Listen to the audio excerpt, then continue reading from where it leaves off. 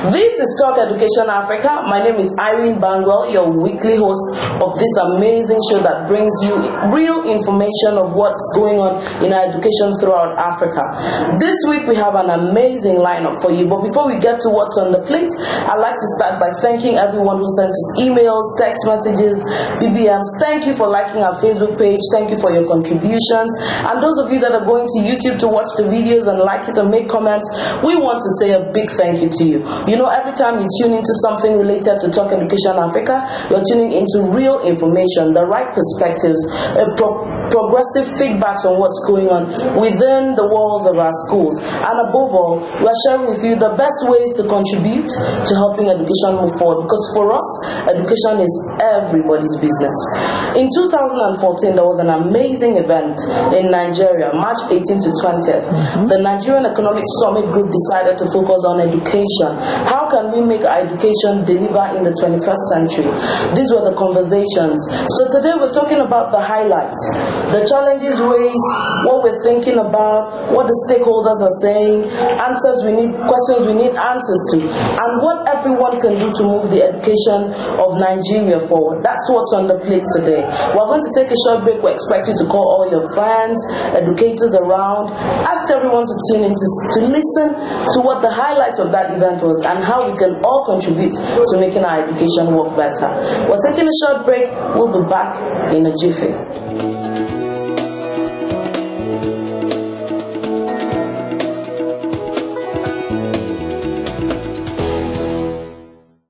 We're so excited to have you on Talk Education Africa today. Thank you for sparing us the time at this very busy moment of your work schedule. I know you are at the NESG, so tell us what the highlight of the event was for you. Well, the NESG focused primarily on education this year, which I believe was a masterstroke. Yes. Because education drives every other thing of the economy, of Nigeria, of everything. So it was a good thing. And their theme for this year was transforming education through partnerships for global competitiveness. Global competitiveness. Yes, that was the theme, partnerships, which meant leadership at all levels needed to now be innovative in the partners they were going to be working with and how education was going to be transformed. And this was done from segment to segment, from early years to basic education to tertiary to secondary, and different things were raised at the summit. Talking about leadership, there was also a concern raised by some people. We have seen some state education in Nigeria really go up. I mean, we have Ogun State, Osun State, where children now use tablets in schools, and that's opening up, I'm sure, a new horizon entirely. So we're thinking about leadership at two levels, state levels and the ministerial levels. I have a perspective about the ministerial levels, but let's start with the state levels. What can everybody do to get the right leadership in place? What is even the right leadership in place at the state level of education? At the state level of education, the right leadership will include a passion for education. Beautiful. Passion is very key, is very important. We're also very aware that the state governors are usually very busy with other state matters. So it is important that there must be a deliberate and conscious effort when choosing a commissioner for education for every state, because the commissioner will report back to you. Now, if you don't have a commissioner that is creative and is ready to think out of the box, to turn education into something else, you're just going to have the old traditional form of things. Education has gone beyond the traditional models now. The children we're working with now, they're digital age children. And that was why what Osun did was revolutionary. Yes, definitely. So now we're looking at not just giving the Commission of Education quota like some political fulfillment you need to do. It has to be intentionally and deliberately designed. Whosoever is coming into place has to have a goal in mind and be able to deliver. My personal view about the ministerial position is that I don't think that the Ministry of Education should be led by just academics. The reason I'm saying this is because I think that whatever you do out of school, people need to fit into the larger world. So I think the leadership should be a team.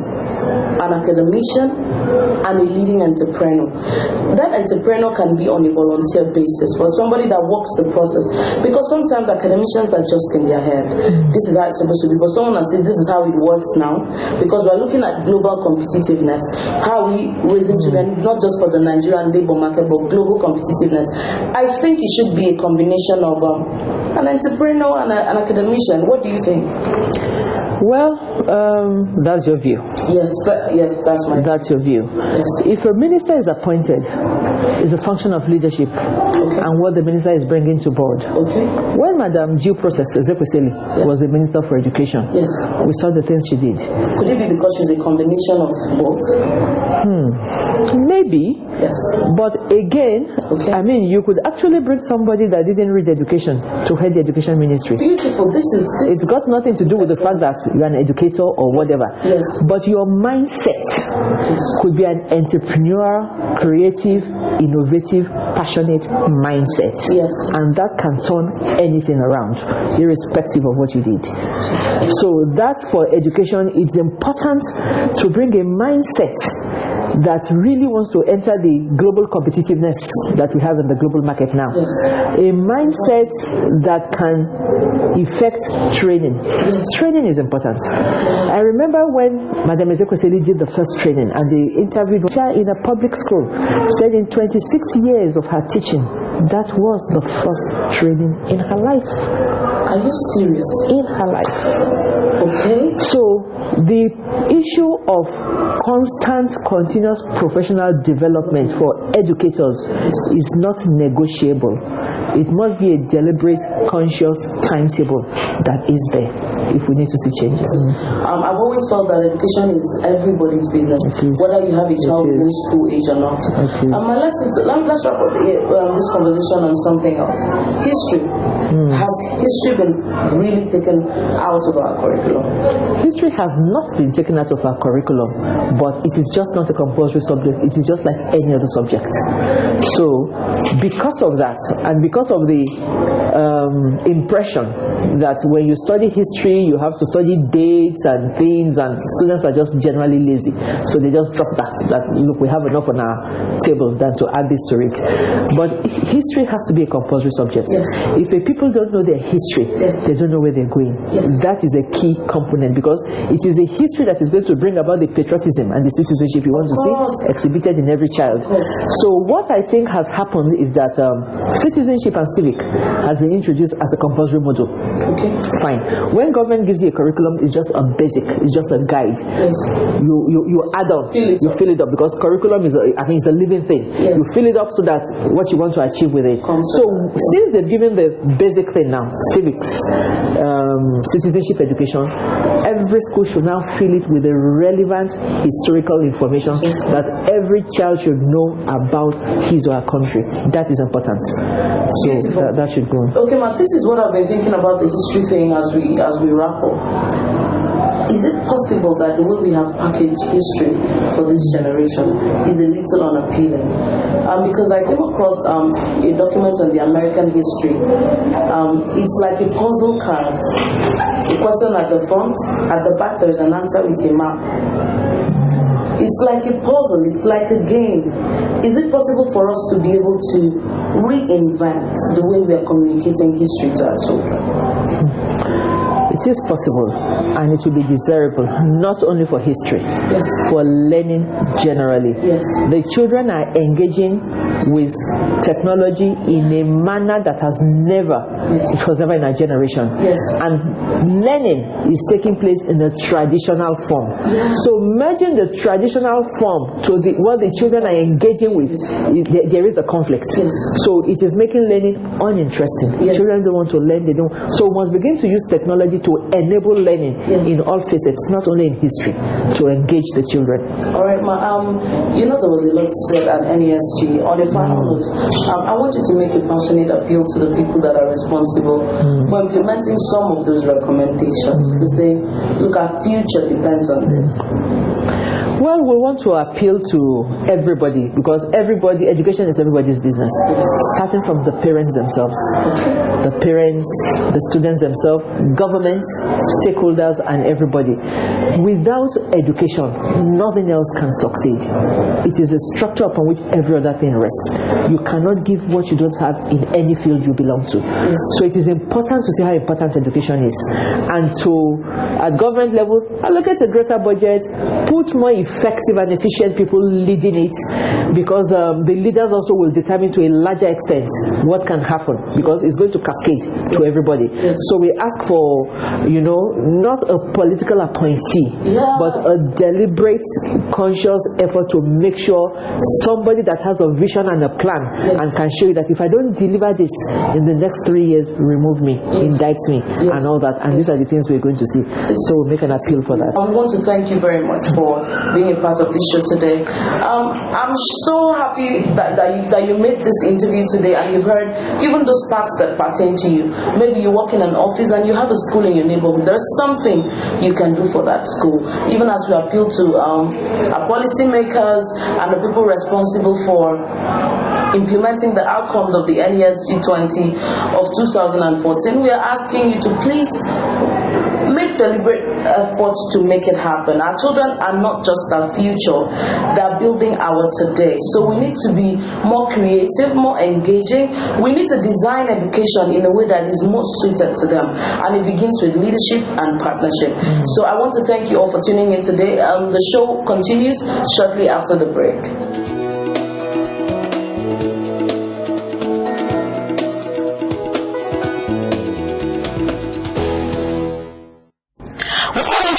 Segment on Talk Education Africa today.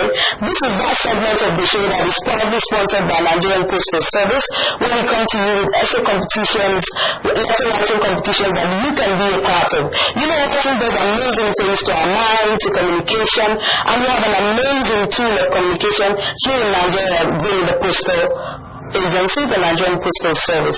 So here's what we have to say today. Have you sent in your essays yet? I'm going to be recapping on all the essays that are currently running. All our essays deadlines close March 13, 2015. So let's start with the first essay. It's for 8 to 10-year-olds. We're asking you to send in essays to us containing 500 words on 3 African countries you would like to visit and why you want to visit them. To write this essay, you have to be between 8 and 10 years old. We have a second essay for people aged between children aged between 11 and 13, and the essay is on the topic, how can I help street children find a home, get off the street, find a home, get an education, be loved, get educated, and become responsible members of society. Basically, what can a child between 11 to 13 do about street children? Just in case you didn't know, January 31st is World Street Children's Day, and there should be something you can do about it. And then the final essay warning is an essay for children aged between 13 plus and 16 years old. The essay is on the radio. Did you know February 13th was a World Radio Day? So we asked you to send us essays of 1,200 words telling us how is radio changing the world. Don't forget, if you're aged between 11 to 13 and you're writing the essay on street children, your word limit is 750 words. All essays can be sent to us on the average scrolling on your screen. It should be Top Education Africa, PO Box 7531 Abuja. If you send it to us by post, to get extra 10 points for using the postal service. And then also, if you want to send it to us by email, make sure the essay is an original essay of yours. You should be sent to us through talkeducationafrica@gmail.com. And then let's talk about something else. You can send it as many essays as you want, but make sure you send them as separate entries, whether it's by email or by post. And you know what we stand to gain? For every essay that comes in, we keep a mark, and we kind of keep a report sheet and give you a score. So when you get to a certain point, we can tell you, oh, you now qualify for a prize. And the prizes include movie tickets, it includes prizes. You never know the range of prizes we have in stock for you. Why don't you start by just sending us an essay today and telling all your friends to be a part of the team? How about playing a game with your friends who sends in the most essays on all the topics we're talking about? We're delighted you can tune in today, and we continue after the break.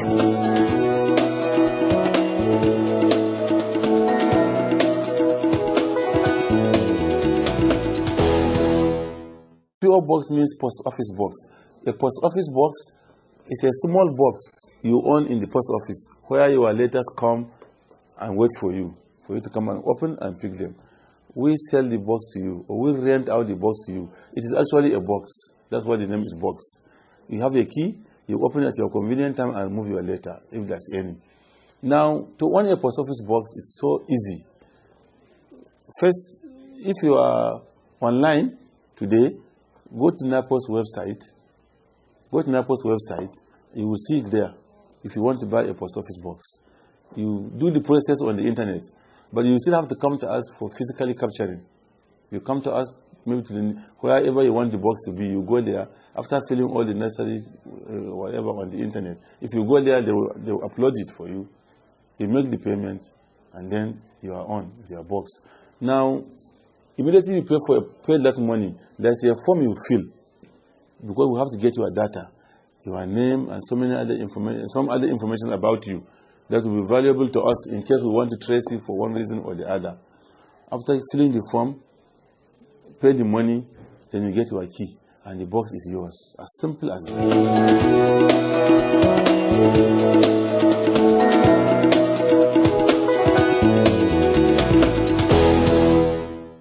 Welcome to the In the Class segment of Talk Education Africa. We've been talking statistics, an interesting topic in our maths curriculum, and today we're taking it further. We're trying to answer the questions, how do we collect the data? But before we start talking about how do we collect data, I'm looking at what we said about several people collecting numerical information to help decision making. So I'm asking, how do they collect this data? For example, somebody is saying, how do they find out how many children are born? How do they find out how many people have malaria? How long does it take them to collect the information and all of that? That's what we're looking at today. But there is a new word in our vocabulary, or it's becoming more pronounced or more obvious to us. It's the big word called data. Have you seen that word before? It always relates with statistics. Actually, data is raw information relating to numbers. I'm going to tell you why it is called raw. It's called raw because it's not in use. For example, when you go around asking your classmate, what do you want to eat? Jollof rice, fried rice, jollof rice, fried rice, jollof rice, fried rice. At that point, it's raw. You're not using it for anything until you put it together. Then you can now make decisions with it. So data is collecting raw information relating to numbers. So whether it is the National Planning Commission, whether it's schools, whether it's your mother, the process of gathering that information in the first bit of it is called the collation of data, collation of numerical information. So let's go. How do we collect the data? First and foremost, I need you to understand that anybody can use statistics, including you. You may be having problems right now that the easiest way to solve them is to collect data. But first and foremost, before we get to how we collect data, there are 4 steps that we must take before talking about whether we are collecting data or how we are collecting data. The first question we need to answer is, what do you want to collect data for? What problem do you have that you think data will solve? Number 1, what problem do you have and want to solve using data?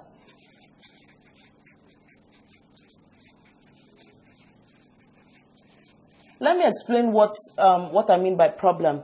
It doesn't always mean it's a problem. You may have observed something, you want to study it. For example, you're in a school, so many young people come to school late. You want to find out why they come to school late. So you can start keeping a time book in school that says, write the time you came and where you're coming from. In a month's time, you can come up with a conclusion that children who come from this part of town always come late. You can bring them together and start finding out why they come late and try to propose solutions to it. And when you find out what problem you have, when you're able to identify what problem you think data will help you solve, you're going to now narrow down to say, who are the people that can give me the information?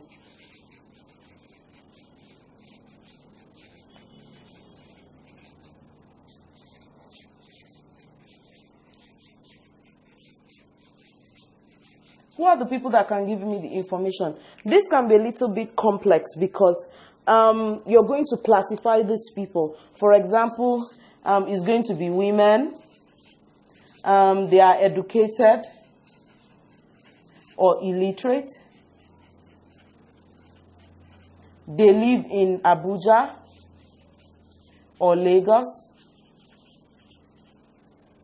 Beautiful. Let me assume that you're trying to find out information on something that it's only women, illiterate women who live in Lagos can provide for you. So we've solved that second. We've answered the second step to knowing what kind of data you're looking at. Then the third question is, how soon do you need this data?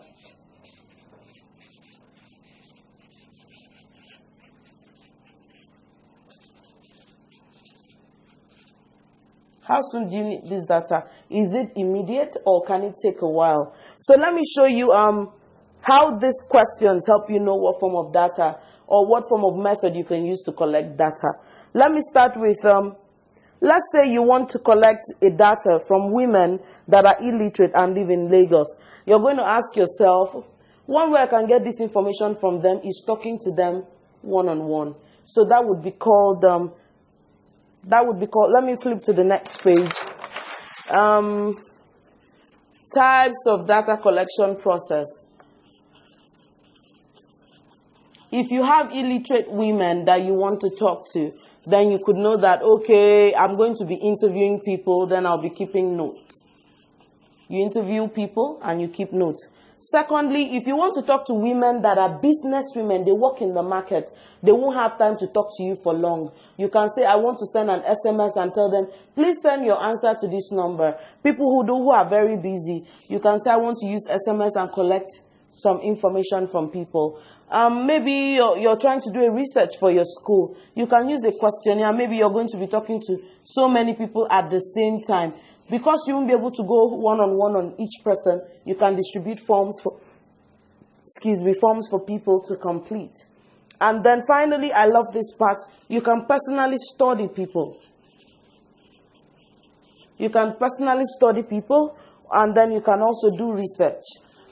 For example, you're having late coming in Abuja, you can go online to see other places in the world where there have been late coming challenges, put together the raw information you get, and try to come up with some possible causes for the actions, and then you can propose solutions for it. All of this I've been saying is to say, every time you come across a statistical information in your textbook, it means that someone has gone to either use bulk SMSs, talk to someone personally, done a research to gather as much information as possible. So no matter how statistics is represented, one of these processes has been used for the data to come out. Make sure you tune into this show next week, because this class continues next week. But Talk Education Africa continues after the break.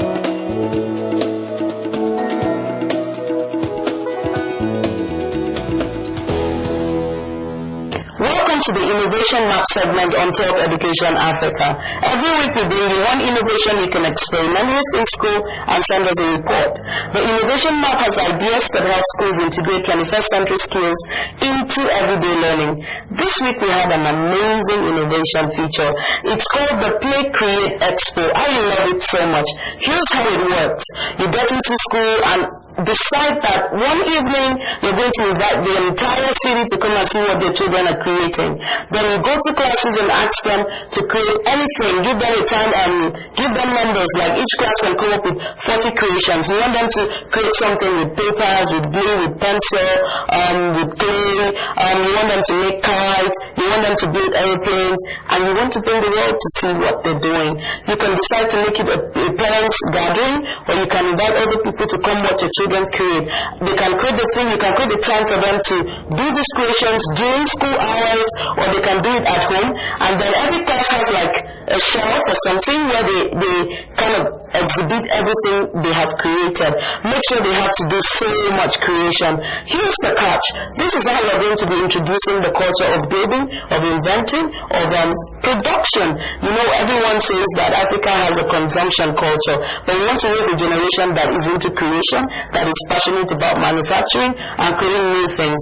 And please give children the liberty to even create things you have no idea what they are. You will only add color to this. Should you want to host the Play Create Expo and you want us to come see it and even feature your school's activity, yes, we will be able to do that.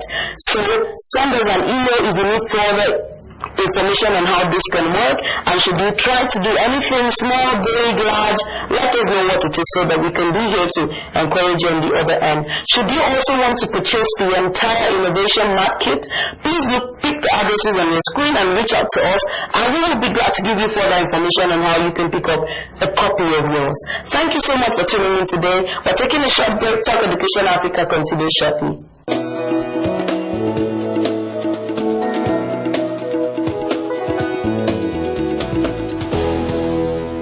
This is Talk Education Africa, and you're watching the School Voices segment.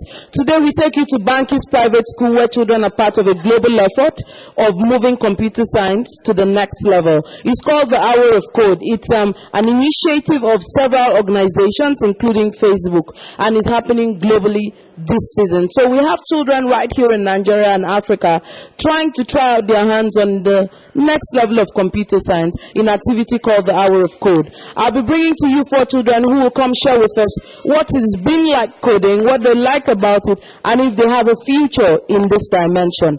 Thank you so much for tuning in. We'll be right back after the break. So tell me your name. My name is ACK Vivian. I'm in JS3. How long have you been coding? Coding since JS1. About 2 years now. Yeah. Do you enjoy it? And I really love it so much because it makes me happy. It makes you happy? Yeah. What part of it do you really like? I like the Angry Birds because it's about a bird. He chases pig out of his farm. Yeah, so you have to click on the following button to make it bounce. That is the forward, the right turn, and the left turn, so it can be able to move from one place to another. So you really enjoy that? Yeah. Would you like to do coding for the rest of your life? Yeah, I would like to do coding, even my children. Are you serious? Yes. It was so good speaking with you. Thank you so much, Vivian. I have had an amazing time at Banki's private school today. You are watching the School Voices segment of Talk Education Africa.